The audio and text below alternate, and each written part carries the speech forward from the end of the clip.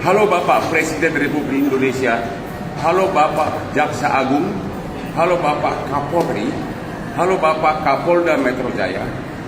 Dengan ini Hotman menyatakan permohonan maaf kalau ada ucapan atau tindakan saya yang kurang berkenan pada waktu konferensi pers, pada waktu setelah selesai pemeriksaan tersangka mantan Jampitsus di Kejaksaan Agung pada tanggal 17 Juli 2026. Ya,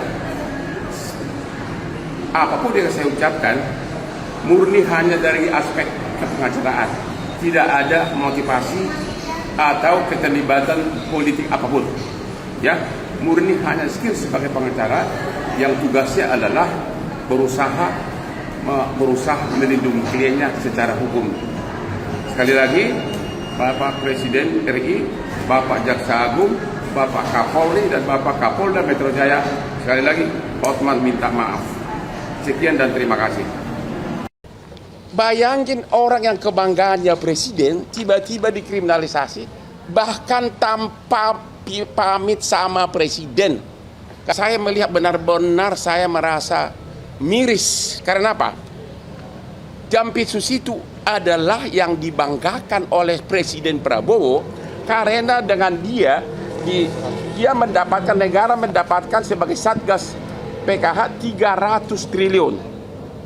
Kemudian dalam satu tahun. Kemudian pengembalian kerugian negara dapat 130 triliun.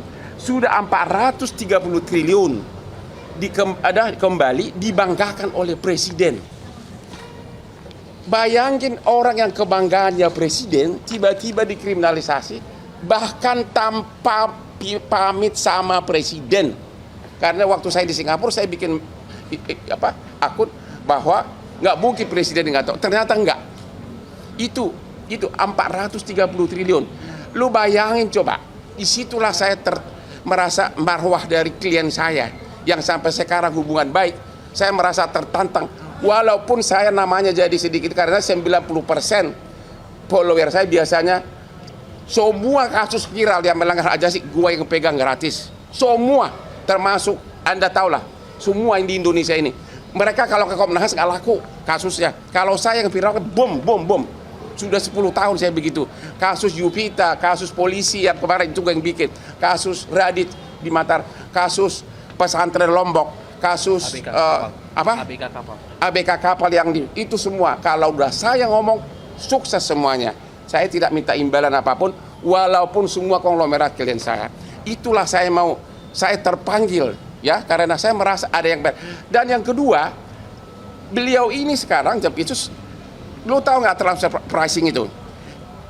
Dalam sejarah kejaksaan di Indonesia sejak zaman Majapahit, termasuk presiden-presiden yang sebelumnya, belum pernah ada kejaksaan, ya, ini aja sudah 430 triliun yang terkumpul uang berupa uang cash masuk ke kas negara.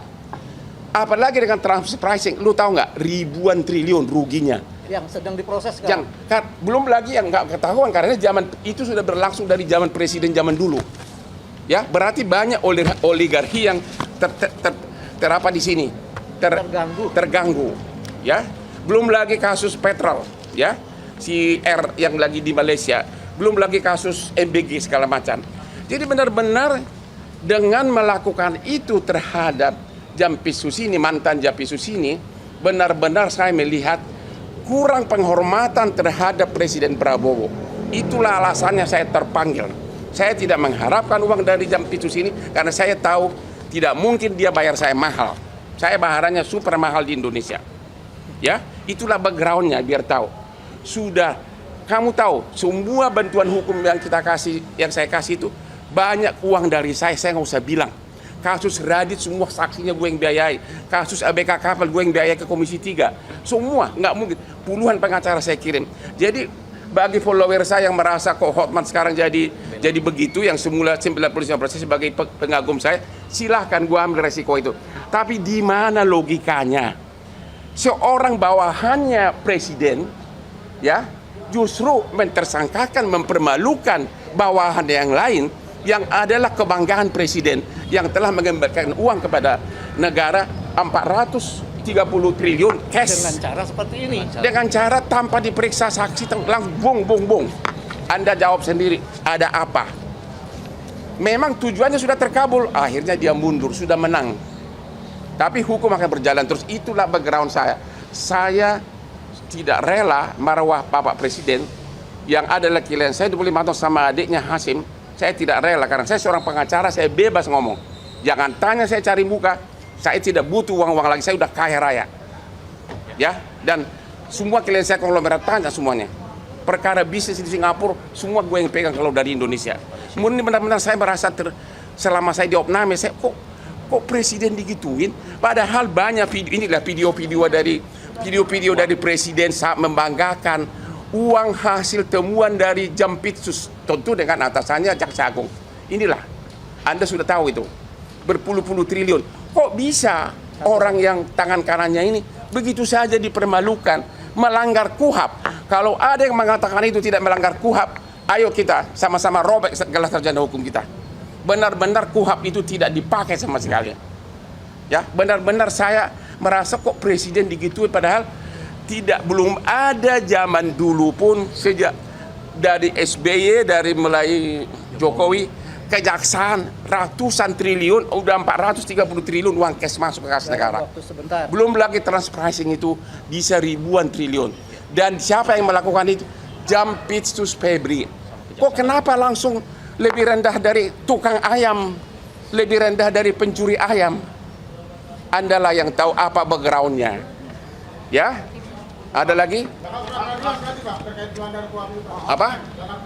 Emang lu fakultas hukum udah jelas lah, nggak usah pakai ditanya pasal berapa. Monyong lu ah. Udahlah, nanti kalau kamu datang ke saya pasal berapa. Ini semua, ini mantan jaksa. Jelas bahwa seseorang mau ditetapkan sebagai tersangka, apalagi dipermalukan, minimum dipanggil dulu, ya, dipanggil saksinya dulu. Kalau kau nggak tahu pasalnya, lu berhenti jadi wartawan. Iya kan? Jangan ada mau nanya apa lagi? Satu-satu sebentar. Jawab dulu sebentar. Tidak ditahan karena memang Anda sudah melihat sendiri. Anak SD pun mengatakan bahwa itu bukan tindak pidana, belum ada bukti. Kami sudah mengajukan permohonan untuk tetap tidak ditahan. Satu. Tadi dengan alasan karena beliau ini begitu ditetapkan tersangka mengundurkan diri. Itu artinya kooperatif, mempersilakan pemeriksaan secara profesional tanpa intervensi. Tidak mau mengintervensi. Oke. Selanjutnya kedua, karena sudah tidak Jampitsus, dia tidak bisa mengatur apapun yang ada di dalam sini lagi. Sudah ada PLT-nya. Ketiga, barang buktinya pun sudah dikuasai oleh penyidik. Apalagi itu alasan-alasan yang selama ini dikeluarkan oleh penyidik untuk melakukan penahanan. Yang terakhir, karena ada upaya hukum cekal, tidak perlu ditakutkan lagi dia keluar negeri. Menurut kami itulah alasan yang bisa mungkin diterima oleh misalnya. Yang paling penting kalian bertanya. Kalau Anda punya nyali bertanya, tanya kepada Kapolri. Hei, kenapa nggak nanya Pak Prabowo dulu sebelum melakukan ini terhadap tangan kanan dari yang dibanggakan oleh Presiden Prabowo? Tanya. Saya baru tahu tidak ada izin. Coba bayangkan coba. Coba bahan ini fotonya di. Hah? Ada hidden agenda dong berarti ya? Tanya kakekmu, masa tanya gua? Nggak tanya kakekmu lah. Ya udah deh, udah gua nggak tahu. Ya lu udah deh, saya nggak tahu agenda itu. Gua jangan tanya itu. Udah deh, shut up. Nggak, saya nggak tahu. Udah deh, kok pada bisa gua menafsirkan maunya orang? Udah saya jawabannya, lu harusnya tahu. Kita tidak bisa menafsirkan. Loh. Cuma kita berpikir itu. Seorang kebanggaan dari ini, lihat nggak foto ini, kebanggaan dari presiden. Dan sudah mengembalikan ke negara 430 triliun. Belum lagi transfer pricing yang begitu besar yang tidak pernah disentuh sebelumnya. Begitu saja dipermalukan. Ada apa? Tanya, makanya malam ini kalian langsung ke Mabes Polri tanya kalau kau bukan pengecut. Subscribe, share, like, and comment. Subscribe, share, like, and comment. Subscribe, share, like, and comment.